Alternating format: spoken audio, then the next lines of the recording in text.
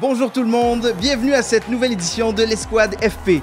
Mon nom est Mehdi Boussaïdan et je serai votre animateur aujourd'hui et ensemble nous allons explorer les différents secteurs de la formation professionnelle. Ouvrez grand vos yeux et vos oreilles parce que votre avenir commence maintenant. Bonjour tout le monde, je suis très content aujourd'hui de venir vous parler de formation professionnelle. Moi-même, j'ai pas eu la chance de suivre une formation professionnelle car j'ai fait un DEC, donc sciences humaines, pas de maths au cégep. J'ai pas beaucoup de souvenirs de mon DEC, par contre, je me rappelle des initiations. Pour ceux qui savent pas c'est quoi, ça dure 5 ans et ça s'appelle trouver du travail. Aujourd'hui, on va parler de formation professionnelle et plus précisément de 6 secteurs. Et j'ai nommé l'administration, la santé, la construction, les soins esthétiques, la mécanique et l'alimentation. L'alimentation, c'est probablement un secteur que j'aime particulièrement car moi-même, j'ai œuvré dans ce milieu. J'ai fait tous les jobs qu'on peut faire en alimentation. J'ai été plongeur, suiteur et j'ai même été sous-chef dans un Thaï Express. J'ai moi-même essayé de faire ma propre formation culinaire via YouTube. Ne faites jamais ça. Si vous voulez apprendre la cuisine française, faites une formation. Vous allez rien comprendre sur les vidéos YouTube. Je sais pas si vous avez déjà vu un chef français parler, mais on comprend absolument rien. Tu fais play et ça ressemble à « Alors bonjour, aujourd'hui on va faire une tartiflette au reblochon, qu'on appelle aussi la muqueuse de Saint-Paulin, si vous venez de la région de Limoges-Ouest. Alors en premier lieu, on va prendre un filet de basquetier. Mais si vous n'avez pas du basquetier, c'est pas grave. On prend du miragnon, ça fait la même chose. En premier lieu, on va prendre le basquetier, le mettre au four à 36-66 centigrades. Ensuite, on va démouler, mettre à 36 centigrades, remouler selon le poids. Et on va ensuite remettre au four et vous obtenez de votre ruffeliac. Qu'est-ce qu'il dit depuis le début? Rien compris. Qu'est-ce qu'il fait? Une tarte aux pommes. Il n'a jamais dit le mot pomme. Bref, je suis peut-être pas la meilleure personne pour vous parler d'alimentation. Par contre, ma première invitée l'est. Elle sait comment mettre la main à la pâte et on l'accueille tout de suite. Diplômée en cuisine et pâtisserie à l'école hôtelière de l'Outaouais, CFP relais de la Lièvre Seigneurie. Mesdames et messieurs, on fait du bruit pour Mylène Sirois. Mylène Sirois, tout d'abord, merci d'être avec nous. Bienvenue.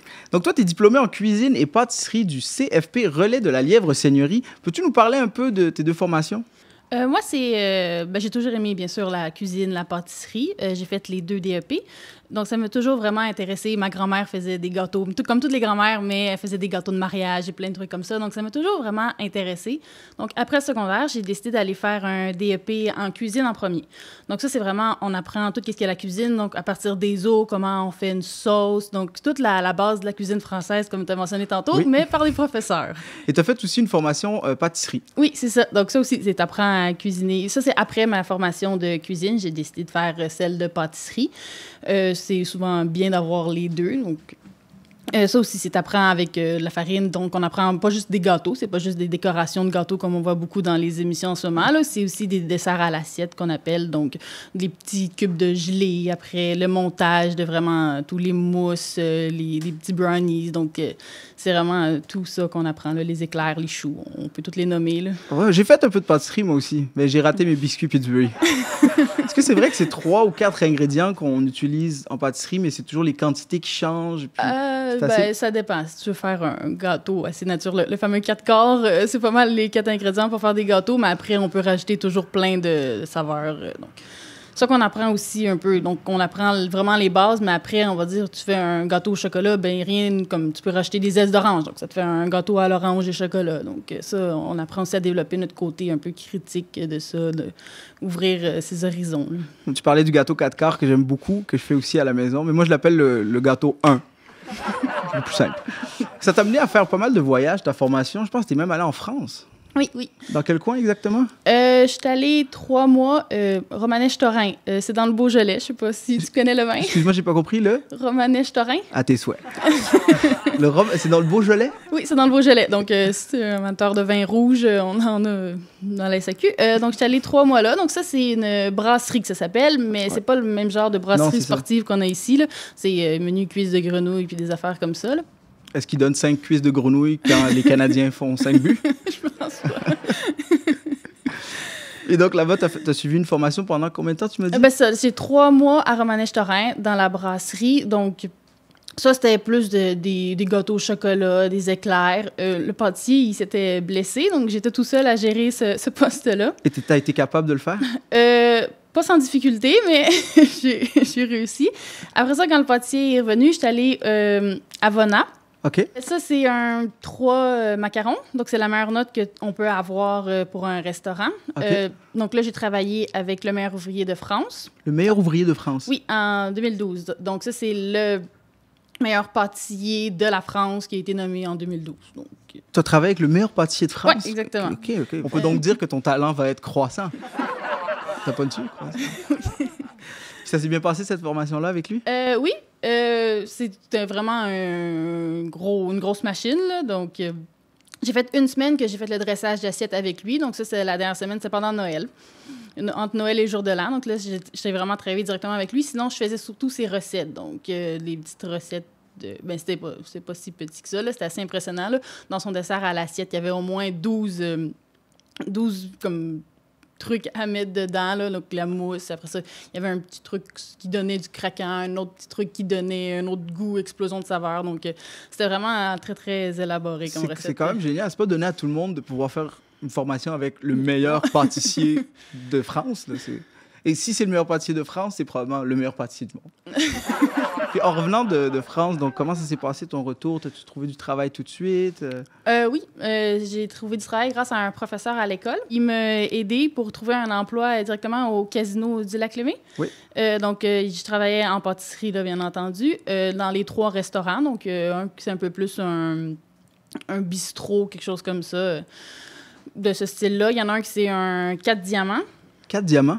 Oui, donc ça, c'est sur 5. Puis l'autre, c'est avec le Hilton. On est rattaché au Hilton. Donc, j'allais vraiment faire les 3 restaurants.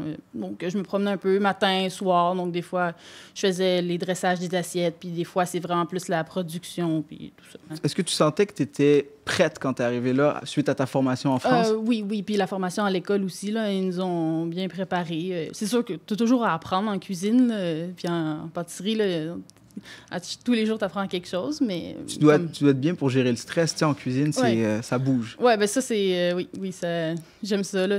Moi, ça me motive un peu, là. Raconte-moi, au CFP Relais de la Lièvre Seigneurie, il paraît qu'il y a un restaurant à l'intérieur, puis même une boutique gourmande. Peux-tu nous en parler un peu? Oui, donc ça, c'est une manière que les élèves puissent mettre en contexte de travail réel parce qu'il y a des clients, donc c'est vraiment des gens de l'extérieur, comme n'importe qui peut y aller, soit au restaurant, soit à la boutique gourmande. Dans la boutique gourmande, j'ai commencé par celle-là. C'est vraiment les bouchers et les vedettes, là. C'est vraiment eux. Ah ouais? Oui, ils ont un gros comptoir qu'eux autres, ils ont fait durant leur classe pour que les clients puissent venir les chercher, les vendre. Donc, c'est toutes les productions qu'ils ont faites. Il y a un comptoir aussi de pâtisserie. Donc, ça, c'est qu'est-ce que les personnes de pâtisserie ont fait. Donc, ça, c'est 2 élèves par semaine qui s'occupent de ça. Donc, les personnes arrivent, comme dans n'importe quelle pâtisserie, disent « Ah, ben j'aimerais avoir ce gâteau-là qu'on a fait. » Donc, on le donne, on le met dans une boîte, comme un vrai comptoir de pâtisserie. Et vous les vendez, évidemment? Oui, on les vend. Oui, c'est ça. Donc, après ça, ils passent à la caisse, que ça, c'est dirigé par pas les élèves. Là. Mais sinon, il y a aussi le restaurant. Donc, ça, c'est les élèves de cuisine et cuisine du marché. Ils font un vrai service, comme dans un restaurant, avec les élèves de service de restauration, donc ceux qui servent aux tables. Donc, il y a le maître d'hôtel qui s'occupe de comme placer le monde, puis il y a le sommelier, puis tout ça. C'est vraiment comme un vrai restaurant. Donc, ça permet aussi de faire les premiers contacts entre cuisinier et serveur, que tu dois te douter que c'est pas toujours idéal. Non, moi, la première fois que j'ai travaillé dans un restaurant, ils m'ont dit c'est 5 services. J'étais comme, bon, ben, le premier service, ce serait déjà prendre la commande. Donc, et dis-moi, là, on va parler un peu de toi, parce qu'en 2016, tu as été sélectionné pour représenter l'Outaouais aux Olympiades québécoises des métiers, une compétition provinciale où les élèves et les diplômés réalisent des épreuves dans leur métier. Félicitations, tout d'abord, on l'applaudit très fort. Non, rassoyez-vous. Parle-nous-en un peu de ces Olympiades. Ça, oui. Donc, ça, c'est comme tous les secteurs de formation professionnelle. Donc, moi, j'étais en pâtisserie. Un de mes amis, c'était en cuisine. Il y avait coiffure aussi. Il y avait mécanique automobile. Donc, c'est vraiment plusieurs centres de formation professionnelle qui envoient des élèves. Donc, moi, ce que j'avais à faire, c'est... on avait une sculpture en chocolat à faire. On avait des petites bouchées aussi. On avait des animaux en pâte d'amande. Donc, tout ça, on le sait quand même quelques mois d'avance pour se pratiquer et se préparer parce qu'on ne peut pas arriver là puis se faire n'importe quoi. Donc là, je me suis pratiquée en plus d'avoir des cours, je me pratiquais. Donc, des fois, les journées pédagogiques, j'y allais pour me pratiquer à cette compétition-là. Et vous avez gagné le premier prix? Non, deuxième. Deuxième. Non, on va couper, on va mettre premier. Deuxième, mais ça m'a permis quand même d'aller au Canada par la suite. Donc, je représentais le Québec. Puis là, je suis arrivée 3e au Canada. Et c'était où la compétition canadienne? C'était à Moncton. Moncton, nice. Ouais, Ça t'a permis de voyager beaucoup, ça. Oui, aussi, oui. Là, tu as fini ta formation en cuisine et pâtisserie, puis tu as travaillé quelques années dans le domaine. Puis là, c'est quoi maintenant tes projets actuels, là? Qu'est-ce qui s'en vient pour toi? Maintenant, je fais un DEC OK. en diététique. OK. Mais il y a plusieurs branches qu'on peut aller. Moi, qu'est-ce qui m'intéresse, c'est le développement de nouveaux produits. Donc, les petits sachets de soupe déjà faits, les gâteaux déjà faits, il y a quelqu'un derrière ça qui élabore ces produits-là. Donc, moi, c'est ça que j'aimerais faire. Donc, ça a directement un lien avec les formations professionnelles que j'ai faites, parce que c'est de la nourriture encore, donc créer de la nourriture, mais d'une autre façon.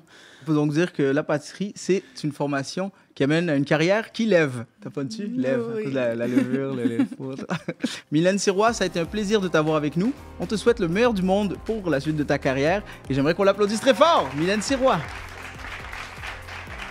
Moins fort. Ouais. Ah, la mécanique. Un domaine que je ne connais pas beaucoup. Comme la majeure partie d'entre vous, j'ai suivi une formation en regardant le film Fast and Furious 1, 2, 3, 4, 5, 6, 7. Et j'attends de finir ma formation en attendant le 8. J'ai même pas d'auto. J'ai eu mon permis de conduire cette année, et ça, c'est vrai. Ça m'a pris 3 ans à le faire. 3 ans pour faire son permis de conduire. J'ai acheté ma première voiture, une décapotable rouge qui ne se décapote plus.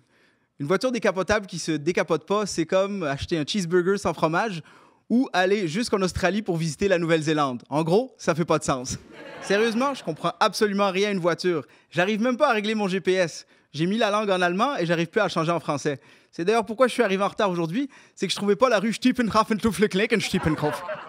Heureusement, le prochain invité va peut-être m'aider à répondre à certaines questions, car il a étudié à l'école des métiers spécialisés à Sticou. J'aimerais qu'on l'accueille très fort, David Laliberté.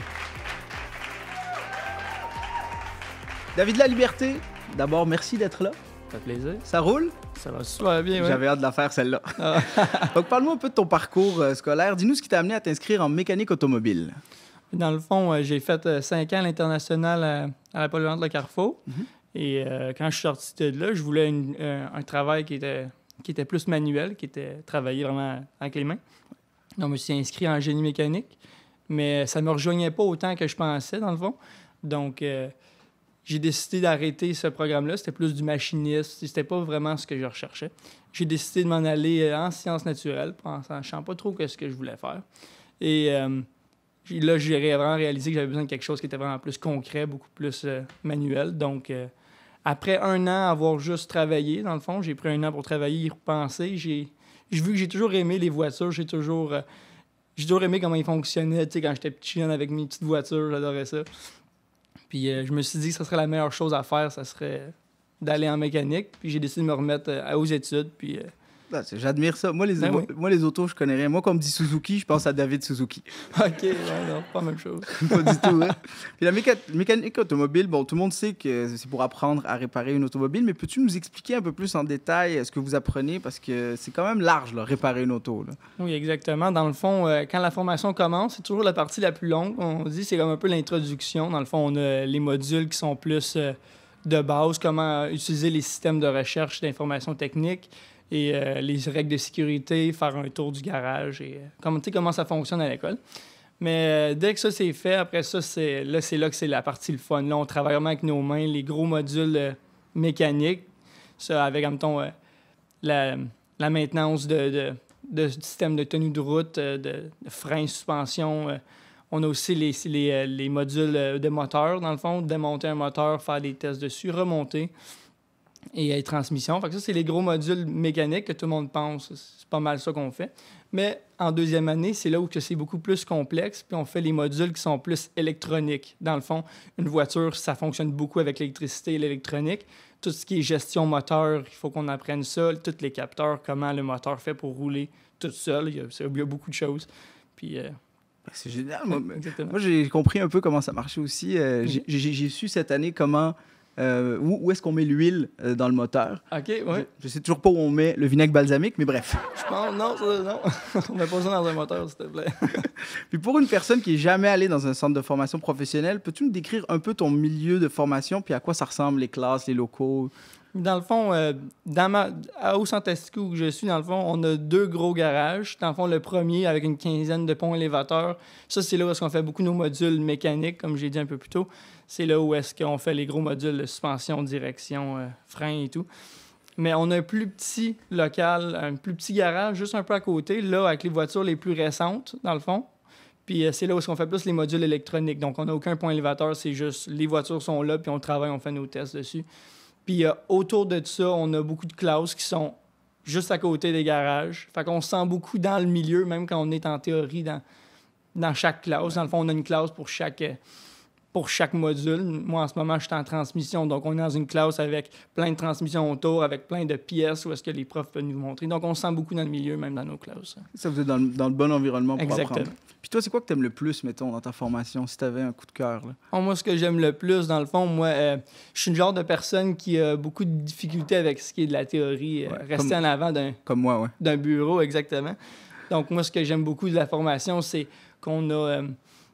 que les profs maximisent le temps pratique. Dans le fond, ce qu'on apprend le matin, après 1 à 2 périodes le matin, on apprend la théorie, puis on la met en pratique le même jour. Les 4 dernières périodes, on les met en pratique tout de suite. Fait que c'est concret, là. Oui, exactement. Donc, c'est plus facile d'apprendre, puis pour ma part, c'est la façon la plus facile d'apprendre. Puis est-ce que tu as eu des stages en milieu de travail là, par rapport à la mécanique? En ce moment, j'ai pas eu vraiment de stage. On en a un à la fin de la formation de 3 semaines. Okay. Dans le fond, je sais pas encore où je vais aller. J'ai l'impression que je vais peut-être aller dans un concessionnaire, mais... Mais c'est sûr que vous avez tous un stage? Oui, on a tout un stage. C'est un préalable pour passer le cours. On a des petits rapports à remplir aussi à la fin. Puis sinon, David, toi, après ta formation, c'est quoi tes projets? Moi, dans le fond... en faisant ma formation, j'ai eu beaucoup... j'ai développé une passion pour ce qui est de l'électronique, tout ce qui est gestion des systèmes électriques et électroniques. Donc, j'ai décidé de m'inscrire dans une nouvelle formation qui se donne à Longueuil, à l'École nationale d'aérotechnique. Donc, tout ce qui est rapport avec la gestion électronique, tous les ordinateurs de bord dans les avions que je vais aller m'occuper, toute la maintenance autour de ça. Donc, vraiment, la formation, vraiment donner m'a voulu pousser plus loin tout ce qui est la théorie sur l'électronique. J'ai toujours voulu... En tout cas, si tu aimes les voitures, tu vas aimer faire ta formation à Longueuil parce que je sais pas si tu as vu le trafic sur le pont, mais tu vas en voir des chars. Probablement. Merci infiniment d'avoir été là. C'est super cool et on te souhaite que cette carrière démarre en feu. Et sur ce, juste avant de partir, peux-tu m'aider? Mon char est là. J'ai un petit problème avec... c'est juste en fait le GPS que j'arrive pas à... OK. La construction, un secteur que j'admire beaucoup car je n'ai pas les qualités nécessaires pour le faire. De 1, pas capable de me lever tôt. Moi, le matin, je vaux rien. Je vaux absolument rien. J'ai la même valeur qu'un passeport mexicain. Deuxièmement, je suis pas capable de comprendre les termes. Moi, quand on parle de clous, je pense à la recette de dinde au clou de girofle de ma grand-mère. Demandez-moi pas de monter un meuble Ikea. J'ai dû prendre 1 semaine de congé pour monter mon clou qui est monté tout croche. Et finalement... les ampoules, pas mon truc. La dernière fois qu'il y a eu une ampoule qui a brûlé chez nous, j'ai eu le réflexe de déménager. Par contre, notre prochain invité, lui, a toutes ces qualités-là, car c'est un élève en charpenterie-menuiserie à l'École des métiers spécialisés Asticou. Un maximum de bruit pour Xavier Ménard. Xavier Ménard, tout d'abord, merci d'être avec nous. Alors, plusieurs questions pour toi aujourd'hui. Tout d'abord, dis-nous, qu'est-ce qui a fait que tu as choisi cette formation-là, charpentier-menuisier? J'ai choisi cette formation-là parce que, entre autres, mon arrière-grand-père, mon grand-père puis mon père étaient charpentiers-menuisiers. Puis je suis un gars très manuel, j'adore travailler le bois, besoin de dépenser mon énergie.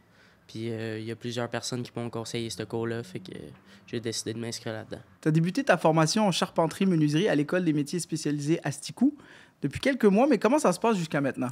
Ça se passe à merveille. J'ai fait tout plein de nouvelles rencontres, beaucoup de plaisir. Les cours sont intéressants, les profs sont le fun. Est-ce que tu en faisais un peu avant d'aller à l'école, vu que ton père, ton grand-père, ton arrière-grand-père? Oui, j'ai aidé mes grands-parents dans des projets avec mon père, puis tout ça. J'ai fait un petit peu de rénovation, fait des murs préfabriqués pour une compagnie. OK, fait que tu avais déjà un peu d'expérience, Ouais. mais ça t'a pas empêché d'aller chercher encore plus de connaissances en allant faire la formation. Ouais. Est-ce que tu peux dire que tu as quand même beaucoup appris pour quelqu'un qui... Oui, vraiment. Vraiment beaucoup. La formation professionnelle est reconnue comme étant pratique et concrète. Mettons, peux-tu me donner des exemples de projets que tu as réalisés à l'école? On a fait des coffres à outils en bois, on a fait des chaises, des bancs, des tabourets. En ce moment, on fait des sets de cuisine, des armoires. Puis le prochain projet, ça va être les escaliers. Oui, il paraît que c'est un... J'ai vu certains escaliers, il paraît que c'est pas facile. Oui, hein? c'est très difficile. C'est aussi difficile de les fabriquer que pour moi de les monter. Parle-nous du milieu de formation. Est-ce qu'on y enseigne seulement la charpenterie-menuiserie? Non, il y a aussi le briquetage, il y a la plomberie, l'électricité, il y a aussi la mécanique, le soudage, télécommunications. Est-ce que toi, tu t'intéresses aussi à d'autres de ces domaines-là? Ouais, je pense peut-être aller faire le cours de soudage ensuite, après mon DEP actuel. Est-ce que la formation comprend des stages sur les chantiers de construction ou bien tout se déroule au centre? Tout se déroule au centre parce que ça nous prend notre carte de CCQ pour aller sur les chantiers. C'est quoi ça, la carte de CCQ? La carte de CCQ, c'est Santé et Sécurité du Québec. OK. Ouais. Puis c'est ça qui te permet d'aller sur les chantiers de construction. Moi, j'ai une carte opus. Ah. Ça me permet d'aller un peu partout. Tu connaissais quand même bien le métier, donc tu m'as dit que ton père, ton arrière-grand-père, ton père et ton grand-père, pas dans cet ordre-là, hein? Ouais. Donc ton arrière-grand-père, ton grand-père et ton père ont été charpentiers-menuisiers. Oui. Puis est-ce que vous avez un projet commun? Je me dis, avec autant de talent dans la famille, vous devez bien avoir construit... Mais oui, j'ai aidé à construire le chalet qu'on a présentement. Puis après mon cours, sûrement, peut-être me partir une compagnie avec mon père. Puis voir où c'est que ça mène. Sinon, je vais peut-être aller dans le commercial. As-tu le droit de travailler sur des chalets en ce moment avec ta carte? Ben dans le fond, le chalet, c'est un projet personnel. Mais, Fait que mais est-ce que tu aurais le droit d'aller faire des travaux dans un chalet, mettons, d'un ami animateur, mettons? j'ai aucune idée. Ouais, on s'en reparlera tantôt. Oui. Puis en terminant, qu'est-ce que tu dirais à tous les gens qui nous regardent présentement et qui se questionnent sur leur choix de carrière? Ben pour vrai, juste faire ce qu'ils aiment faire. Si ça les intéresse de travailler manuellement, les cours seront vraiment le fun. J'ai des amis dans à peu près tous les cours. Ils m'ont tous dit que c'était merveilleux. Beaucoup de plaisir. Puis juste faire ce qu'ils nous tentent de faire, c'est parfait. C'est beau ce que tu viens de dire. Merci. Je te souhaite de continuer. J'espère que tes enfants vont le faire et que tout va bien aller. Je touche du bois. Merci beaucoup. L'administration, un domaine que j'aime particulièrement. J'ai même failli m'inscrire en administration, mais j'ai pas envoyé le document d'inscription à temps. Ça en dit long sur la carrière que j'aurais eue. Le problème avec moi, c'est que je suis pas très bon avec les chiffres, hein. Ce qui est un peu problématique parce que je suis arabe. Il y a ce stéréotype sur les Arabes comme quoi on est bon avec les chiffres, hein. Un peu comme les Italiens sont bons au soccer, les Asiatiques sont bons en informatique et les Ukrainiens sont... J'ai aucune idée de ce que les Ukrainiens sont bons dedans. J'ai même eu beaucoup de problèmes à gérer mon argent en début de carrière. J'ai déjà fait cet appel à la banque, hein. Je sais pas si vous l'avez déjà fait, cet appel. Oui, bonjour, j'aimerais savoir combien d'argent j'ai dans mon compte chèque. Oui, 7,25. Oh, OK. Et dans mon compte épargne? 2,23. Ah, très bien. Y a-t-il moyen de transférer mon compte épargne à mon compte chèque, s'il vous plaît? Pathétique. Heureusement pour nous, la prochaine invitée connaît beaucoup mieux son domaine car elle est diplômée en secrétariat au Centre de formation professionnelle Compétences Outaouais.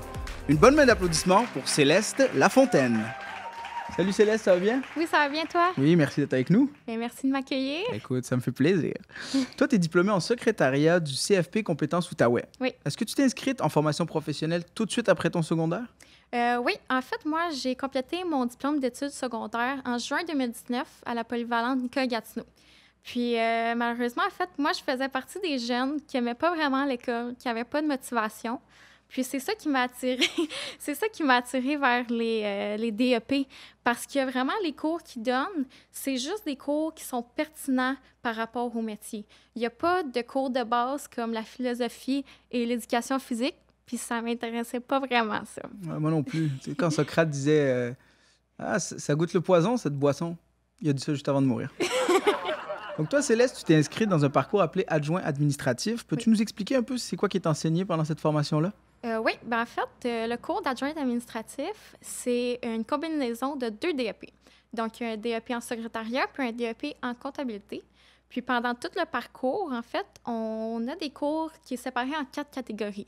Il y a français, anglais, comptabilité et informatique. Puis à chaque semaine, en fait, on alterne avec les 4 catégories. C'est laquelle t'as préférée? Comptabilité. Évidemment, comme tout le monde. Comme tout le monde, c'est comptabilité. À la fin de ton parcours, tu obtiens 2 diplômes, celui de secrétariat et celui de comptabilité. C'est fun, un 2 pour 1? Oui, c'est ça. Moi, j'ai complété celui de secrétariat. Malheureusement, je n'ai pas encore fini celui de comptabilité. Donc, j'ai obtenu mon diplôme en secrétariat, puis il me reste quelques cours pour avoir le diplôme complet d'adjointe administrative. Alors, moi, j'ai commencé un DEC, mais j'ai pas encore fini le DEC. C'est juste pas fini le DEC. On m'a dit que ces formations étaient offertes en enseignement individualisé. Ça veut dire quoi, ça, enseignement individualisé? Oui, l'enseignement individualisé, en fait, il y a un professeur à l'avant, mais c'est pas comme qu'on voit d'habitude. Donc, lui, il est là pour répondre à nos questions, corriger nos exercices, mais il n'y a pas de cours qui se donnent en avant en tant que tel. Donc, lui, il ne présente pas la matière, c'est vraiment nous-mêmes qui nous l'enseignent en regardant nos livres, en faisant nos exercices. Puis, qu'est-ce qui est fun avec l'étude individualisée, c'est que ça permet vraiment d'aller à notre rythme parce qu'il n'y a pas, il n'y a pas de rush à avoir la même vitesse que les autres de la classe. Donc, c'est vraiment un nombre d'heures par cours. Je donne un exemple. Un cours pourrait être 60 heures. On peut prendre les 60 heures pour le faire, mais sinon, on peut aller plus vite. On peut le finir en 45 heures. Puis c'est ça que je trouve ça le fun avec les DEP. Ça permet aussi, mettons, un travail de soir, ça permet de jumeler les deux. Oui, c'est ça. Toi, tu l'as fini quand même rapidement? Oui. Bien, si on exclut les mois de quarantaine là, pour la pandémie, j'ai fini en 1 an. Je vois pas de quoi tu parles quand tu dis pandémie. Non plus. Après ta formation, comment ça s'est passé pour ta recherche d'emploi? Bien, en fait, moi, j'ai été très chanceuse parce que j'ai appliqué pour faire un stage chez une entreprise québécoise, Vitrerie-Pélatreille. Okay. Puis, la première semaine de stage, j'ai tout de suite remarqué que c'était une équipe formidable. Puis, l'entreprise a tellement des belles valeurs que je voulais vraiment, vraiment obtenir un emploi après. Puis, mon souhait s'est réalisé, puis j'ai décroché l'emploi. C'est d'ailleurs eux qui sponsorisent cette vidéo. Puis maintenant, parle-nous de ton emploi. Tu dis que maintenant, tu travailles. Donc, ça ressemble à quoi tes journées? Oui, bien en fait, moi, je suis adjointe à la direction. Oh. Donc, j'ai juste mon diplôme de secrétariat, mais j'ai quand même réussi à avoir un titre d'adjointe, qui est vraiment le fun. Puis, mes journées, en fait, j'ai plusieurs tâches. L'une des principales, c'est gérer la correspondance téléphonique, électronique, mais aussi... une de mes grandes tâches, c'est de m'occuper du site web de l'entreprise. Aussi, j'organise les réunions. Donc, tout ce qui a rapport avec l'organisation de réunions, c'est moi qui fais. Donc, de faire les demandes, les invitations, accepter les réunions, rédiger les comptes rendus, puis tout autour de ça. Puis aussi, je fais aussi des tâches de comptabilité. Donc, entrer des données dans un système comptable ou un système de calcul. C'est génial. Est-ce que tu fais les impôts aussi? Non. Bon, va encore falloir que je prenne le même comptable cette année. Oui. J'imagine qu'avec des formations en secrétariat et comptabilité, il y a beaucoup de possibilités d'emploi. Mettons, à quel endroit on peut travailler avec ce genre de DEP? Oui, il y a beaucoup de possibilités. Comme moi, je travaille dans une entreprise privée qui est dans le domaine de la construction. Okay. Fait qu'il y a même besoin d'administration dans le domaine de la construction. Mais à part ça, quand on a un DEP en administration, on peut travailler au gouvernement, aux commissions scolaires, dans les établissements d'enseignement, les entreprises privées petites à moyennes. Il y a vraiment plein de possibilités parce que quand même partout, n'importe où a besoin d'administration pour pouvoir gérer l'entreprise. Oui, et gérer sa vie aussi. En terminant, c'est quoi les qualités essentielles pour être bien dans ce métier? Puis qu'est-ce qu'on doit aimer pour faire ça? Je pense que, premièrement, il faut aimer le travail d'équipe parce que on ne travaille pas tout seul. Même si je suis toute seule à mon bureau, il y a une grosse équipe derrière moi. Mes directeurs, mes gestionnaires, les coordinateurs. Fait qu'il faut vraiment aimer le travail d'équipe. Puis je pense qu'il faut être autonome puis organisé parce que, justement, moi, j'ai beaucoup de tâches. En administration, on a beaucoup de tâches différentes. C'est pas une tâche fixe à tous les jours. Fait que si on n'est pas organisé, on va se perdre dans nos tâches puis on va déborder. Fait que ça, c'est important. Puis l'autonomie, bien, c'est sûr que c'est important dans tous les travails, surtout en administration parce que, justement, nos directeurs, ils sont très occupés. Fait qu'on n'a pas tout le temps les réponses à nos questions. Fait qu'il faut savoir se débrouiller, je dirais. Moi, l'organisation, c'est mon truc. D'ailleurs, j'ai préparé une citation sur l'organisation. Ah! Non, j'ai oublié, je pense. Ouais, j'aurais dû prévoir ça là. Mais en tout cas, bref. Mais bref, merci beaucoup. Je vois que tu es passionné de ton travail. En plus, tu viens de finir de travailler puis tu es venu nous parler. Oui, je suis venue travailler puis je suis venue direct ici. Il faut aimer son travail pour venir en parler juste après avoir fini la job. Merci infiniment, Céleste. Bien, merci à toi. Je te souhaite une très bonne continuité. Bien, merci. Coiffure et esthétique, un secteur qui nécessite une formation. Non, je vous le dis, avant de venir, j'ai essayé de couper mes cheveux tout seul. Regardez le succès. La seule chose que j'ai été capable de couper, c'est mon propre chapeau. C'est l'artiste Van Gogh lui-même qui disait « Ne coupez jamais vos cheveux tout seul, sinon vous risquez de vous couper une oreille. » Le poignet Van Gogh. Non? Ok, c'est pas grave. La prochaine invitée, je suis très content qu'elle soit là parce qu'elle risque de répondre à plusieurs de mes questions. C'est une élève en coiffure au Centre de formation professionnelle Compétences Outaouais. J'aimerais qu'on applaudisse Stacy Zilberg. Alors Stacy, on est très content de t'avoir et j'aimerais ça que tu nous expliques un peu qu'est-ce qui t'a amené à t'inscrire en coiffure. Pourquoi tu as choisi cette formation? Bien, en fait, pour moi, c'est un petit peu différent des autres parce que mes deux parents sont coiffeurs. Fait que j'ai été pratiquement élevée dans un salon de coiffure. Ah, OK. Fait que tu as choisi ça. Ouais, c'est génial, ça. 2 parents coiffeurs? Ouais. Est-ce que la coiffure, c'était ton premier choix après le secondaire ou tu as eu un différent parcours avant? Non, c'était pas mon premier choix. En fait, en sortant du secondaire, j'étais aucunement au courant que j'étais quelqu'un de manuel. Fait que je me suis inscrite en gestion de commerce pour enfin réaliser que c'était vraiment pas pour moi.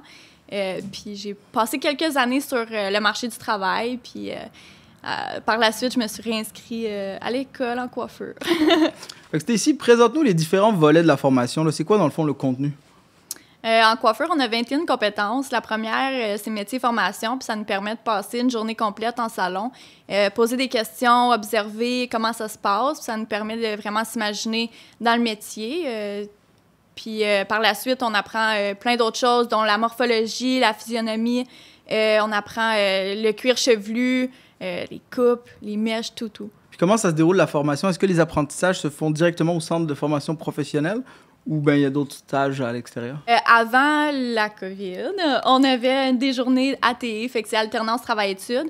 Puis ça nous permettait de passer une journée chaque semaine en salon qui remplaçait la journée d'école. Mais maintenant, on peut plus faire ça. Fait qu'on a remplacé ça par des journées clientèle à l'école. Fait qu'au lieu d'en avoir une, on en a 2. Fait que tous les jeudis, vendredis, on passe les journées complètes à coiffer des gens, à prendre des rendez-vous.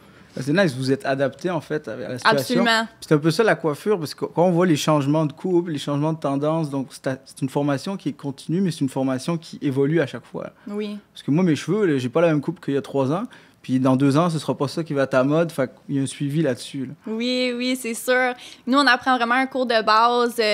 Par la suite, on peut spécialiser en tant que barbier, en tant que maître coloriste. Il y a plein d'options qui s'offrent à nous, dépendamment de ce qui nous passionne le plus. Ça, c'est des formations qu'on peut prendre après avoir suivi le cours au centre professionnel. Puis quels sont tes projets de carrière après ta formation? Est-ce que toi, tu comptes te spécialiser? Oui, j'aimerais ça me spécialiser en tant que barbier. J'aime beaucoup la coupe, mais je suis quand même ouverte à développer de nouvelles passions puisque j'ai pas terminé mon cours encore. Fait que c'est très possible qu'il y en ait d'autres qui s'en viennent pour moi. Mais aussi, quelque chose qui m'intéresse beaucoup, c'est le cours de lancement d'entreprise à Compétences Outaouais. C'est un cours qui nous permet de vraiment apprendre, avoir les outils pour ouvrir, se partir une entreprise. Je pourrais me partir un salon, je pourrais être travailleur autonome. Ça donne plusieurs options. C'est quelque chose que je compte faire à la suite de mon cours de coiffure. Puis au CFP Compétences Outaouais, c'est une école spécialisée seulement en coiffure ou bien ils enseignent d'autres métiers? Non, ils enseignent beaucoup de métiers. Il y a d'autres métiers dont l'esthétique, l'infographie, informatique, il y a assistance en pharmacie. Il y en a plusieurs d'autres aussi. C'est vraiment une formation complète. Là. Ils vous donnent tous les outils nécessaires pour atteindre votre objectif. Oui, c'est ça. On a plein d'options de carrière là-bas. Puis c'est des cours qui sont pas très longs. Puis ça nous donne vraiment tous les outils pour faire partir notre carrière avec succès. Bon, ben je te le souhaite. Merci. Et comme on dit dans le domaine, je veux te souhaiter le meilleur des mondes. T'as pas dessus cheveux? C'est ça le jeu de mots, cheveux. Arrêtez d'applaudir. Arrêtez d'applaudir. Soyez-vous. C'est juste une petite blague. Ah, la santé. Un secteur que j'aime particulièrement parce que quand j'étais jeune, c'était mon rêve de devenir médecin. Malheureusement, mes parents m'ont forcé à devenir humoriste. Ma sœur, par contre, est infirmière auxiliaire. Et j'ai énormément de respect pour elle parce que moi, quand je vois du sang, des aiguilles et tout, je tombe sans connaissance. D'ailleurs, quand j'étais en secondaire 2 et qu'on nous a demandé de disséquer un œil de bœuf, que je suis rentré dans la classe et que j'ai vu ma prof avec un sac plein d'yeux, j'ai fait « Ah, OK, c'est ça que vous faites avec les tricheurs. » Mon meilleur ami est aussi ambulancier. Et il m'a appris d'ailleurs cette année pourquoi c'est écrit ambulance à l'envers en avant des ambulances. En fait, c'est pour qu'on puisse voir le mot ambulance sur le rétroviseur. Comme ça, on sait que c'est une ambulance. Parce que sinon, le gros camion avec des lumières en arrière, on ne sait pas c'est quoi. Ma prochaine invitée, c'est une finissante en santé, assistance et soins infirmiers au Centre de formation professionnelle Vision Avenir. Une bonne main d'applaudissements pour Tammy Cousineau. Tammy, merci d'être avec nous. Ça fait plaisir. Alors tout d'abord, parle-moi un peu de ton parcours, là, de ton cheminement. Pourquoi tu as choisi cette formation, puis c'est quoi qui t'a amené à travailler en soins de la santé? Oui, donc dans le fond, moi, je cherchais vraiment une formation dans laquelle j'allais pouvoir aider les autres. Donc, il y a juste le domaine de la santé pour vraiment aider les autres. Donc, ça m'a motivée à aller vraiment dans ce domaine-là. Premièrement, j'ai fait de la formation de préposé aux bénéficiaires. Durant la formation, je me questionnais à savoir si je voulais continuer un petit peu plus loin, donc aller infirmière auxiliaire ou infirmière. Donc, j'ai terminé la formation. J'ai travaillé durant 1 an pour observer mes collègues, vraiment différencier les tâches de l'infirmière de celles de l'infirmière auxiliaire. Puis, j'ai fait mon choix de continuer comme infirmière auxiliaire. Puis c'est quoi la différence pour monsieur, madame, tout le monde qui ne savent pas c'est quoi la infirmière ou infirmière auxiliaire? Moi, quand on parle d'auxiliaire, je pense à un fil. On ne sait pas trop ce serait quoi, selon toi, les différences. Bien, si on commence vraiment avec préposé aux bénéficiaires, c'est vraiment comme assister dans les activités de la vie quotidienne. Donc, tout ce qu'on fait le matin quand on se lève et jusqu'à temps qu'on aille se coucher. Donc, l'hygiène, les vêtements, donc s'habiller, se déshabiller, aider à l'alimentation aussi. C'est pas tout le monde qui est capable de s'alimenter seul, donc on va aider à ça. On va aussi aider pour changer les culottes d'incontinence. Donc, vraiment, tout ce qui est le plus de base. Et ensuite, on a l'infirmière auxiliaire. Elle va donner vraiment des soins plus médicaux. Donc, faire des changements de pansement, installer des cathéters, faire des prises de sang. Puis l'infirmière auxiliaire, elle va contribuer à l'évaluation, mais légalement, elle l'évalue pas. Donc, puis ensuite, on a l'infirmière qui, elle va évaluer. Donc, elle va faire un petit peu plus de choses que l'infirmière auxiliaire, mais sensiblement, les 3 métiers, c'est pour aider les autres. Puis pourquoi tu as choisi infirmière auxiliaire plutôt que l'autre choix? L'infirmière, c'est beaucoup de responsabilités. C'est l'infirmière auxiliaire aussi, mais un petit peu moins. L'infirmière aussi, elle a plus de leadership. Elle va gérer une équipe, tandis que moi, j'ai pas beaucoup de leadership. Donc, pour moi, l'infirmière auxiliaire, c'était un meilleur choix. Puis aussi, plus de contact avec les résidents. Moi, j'adore la longue durée, donc les personnes âgées. Donc, pour moi, c'était un meilleur choix si je voulais rester proche de mes résidents. Est-ce que tu penses que je devrais continuer cette entrevue? Oui. Tu vois que tu as du leadership. Ah. Puis comment ça se déroule ta formation? Est-ce que tous les apprentissages se font au Centre de formation professionnelle Vision Avenir ou bien vous avez des stages? Non, dans le fond, c'est vraiment sur 2 ans. Donc, la première année, on le fait à l'école, puis la deuxième année, c'est que des stages. Donc, la première année est divisée en 2. On a une partie théorique qu'on fait vraiment en classe. Donc là, on apprend tous les systèmes du corps. Ensuite, on va en laboratoire pour le mettre en pratique. Donc, par exemple, on peut apprendre le système cardio-respiratoire en classe, puis ensuite, en laboratoire, on va aller pratiquer à faire des prises de sang. Puis ensuite, quand on va en stage, on l'a pratiqué suffisamment sur les mannequins pour être en mesure de le faire sur des vrais patients. Dis-nous, c'est quoi que tu aimes le plus dans ton travail? C'est vraiment de pouvoir aider les autres puis de recevoir un merci. Quand j'aide un résident ou juste quand il est content de me voir. Quand j'arrive sur mon corps de travail puis que je vois la personne qui me reconnaît, qui sourit puis qui dit qu'il est content de me voir, ou quand que je fais un soin puis je me fais dire merci, je l'apprécie vraiment beaucoup, ça vaut plus que la paye, là. J'imagine. Je ne m'y connais pas beaucoup en anatomie, mais on peut dire que vous avez le cœur sur la main. Oui. Puis sinon, c'est quoi les différents milieux de travail où peuvent exercer les infirmières auxiliaires? Il y en a pour tous les goûts. Puis ça aussi, c'est le fun parce que durant nos stages, on va vraiment dans plusieurs milieux. On va en CHSLD, on va en chirurgie, en médecine, en soins spécifiques, en maternité, pédiatrie, santé mentale, réadaptation. Fait qu'on voit de tout. Donc après ça, on a vraiment une idée de où on veut s'enligner.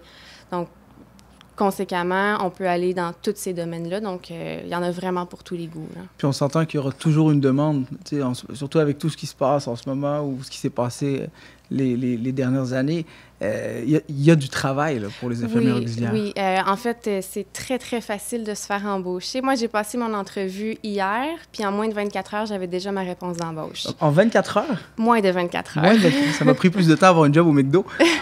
Donc, c'est vraiment, tu sais, il y a du travail. On ne peut pas s'enligner dans ce métier-là puis se demander est-ce que je vais me faire embaucher. Il y a tout le temps des gens qui ont besoin d'aide. Puis en terminant, qu'est-ce que tu dirais à tous les gens qui regardent présentement et qui se questionnent sur leur choix de carrière? Je crois que c'est vraiment important d'aller dans un métier où on va être heureux et comblé. Donc, si on reçoit un appel du cœur pour aider les autres, moi, je dirais foncez vers le domaine de la santé. Ben écoute, tu nous as comblés aujourd'hui. Merci beaucoup, Tammy.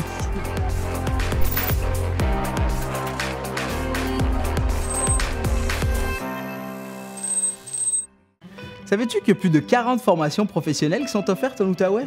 Tu veux en savoir plus? Un seul site à visiter, imaginetoi.ca.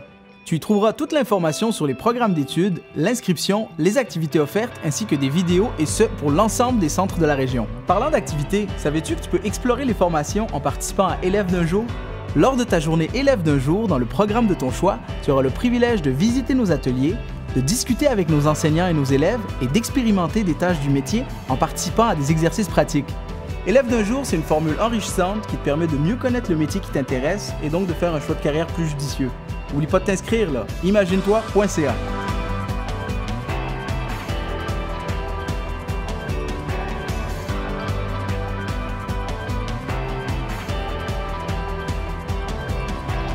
Maintenant, tu es intéressé par nos formations? Clique sur l'onglet Programme, sélectionne celui qui t'intéresse et tu auras une fiche descriptive complète. Profites-en aussi pour te renseigner sur les conditions d'admission, car il y a différentes possibilités pour être admis. N'oublie pas de vérifier les étapes pour t'inscrire. Certaines dates sont importantes à retenir, puisque les places peuvent être rapidement comblées dans certains programmes. Nous avons aussi un service de clavardage en ligne, où une personne pourra t'aider à trouver les informations que tu cherches. N'hésite pas à venir poser tes questions. En terminant, je t'invite fortement à consulter les spécialistes de l'orientation et de l'information scolaire et professionnelle de ton école ou de ton centre. Tu peux aussi en discuter avec tes amis et tes parents. Ils te connaissent bien et ils sauront te conseiller.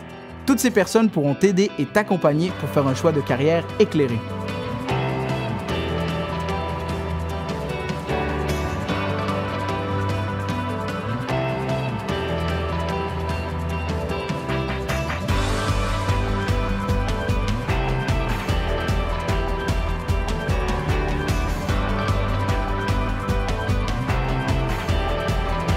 Ton avenir commence maintenant.